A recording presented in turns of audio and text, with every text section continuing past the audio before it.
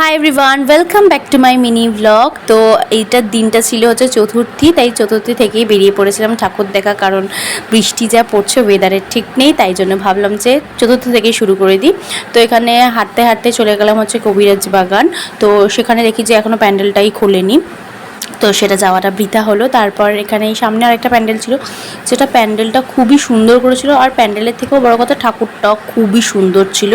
তো এই প্যান্ডেলের মধ্যে আমরা গিয়ে আটকে পড়েছিলাম, কারণ মুষলধারে বাইরে বৃষ্টি পড়ছিল। তো এই প্যান্ডেলে আমরা 15 থেকে 20 মিনিট এখানেই স্পেন্ড করছিলাম। দেখতেই পাচ্ছি সব ব্যাগ ট্যাগ নিয়ে একদম বসে আছি কোনোভাবে। তারপর রাস্তায় বৃষ্টিটা কমার পর রাস্তায় দেখতেই পাচ্ছ একটু একটু জলও জমে গেছিলো, কারণ মুষলধারে বৃষ্টি পড়ছিলো।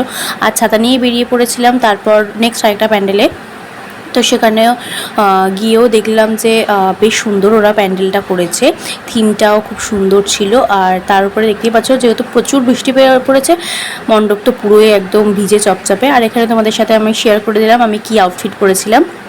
এটা হচ্ছে আমার চতুর্থ লুক। দেন ওখান থেকে হাঁটতে হাঁটতে চলে গেলাম হচ্ছে তেলেঙ্গা বাগানে। তো ওখানে ওদের থিম হচ্ছে কুসংস্কার। আর দেখতেই পাচ্ছ যে আমি একটা ফ্যান পেয়ে ওখানে সামনে দাঁড়িয়ে পড়েছিলাম, কারণ পুজোর সময় এই টাইমটাই মানে ফ্যানের সামনে দাঁড়ানোর যে কী আরাম, কী বলবো।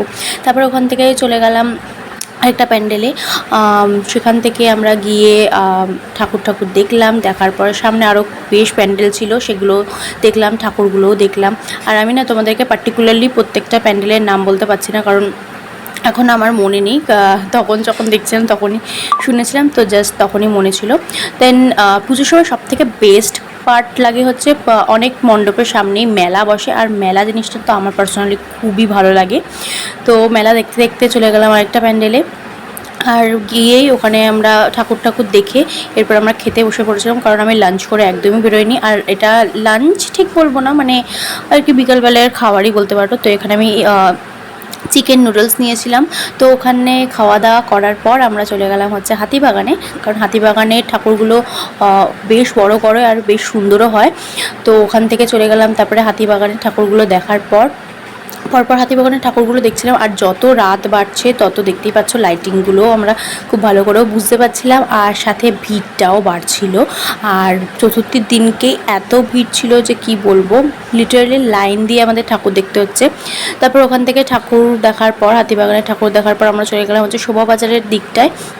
তো ওখান থেকে শোভাবাজারের যেহেতু রাজবাড়িতে দুখানা পুজো হয়, তো ওই দুখানা পুজোই আমরা দেখলাম। আর দেখতেই পাচ্ছ যে শোভাবাজারেও বেশ ভিড় ছিল রাজবাড়িগুলোতে, অনেকে ফটো তুলছিল, অনেকে এনজয় করছিল। তো ঠাকুর দেখে অটো ধরে আবার বাড়ি চলে আসলাম। তোমরা জানিও তোমাদের ভিডিওটা কেমন লাগলো।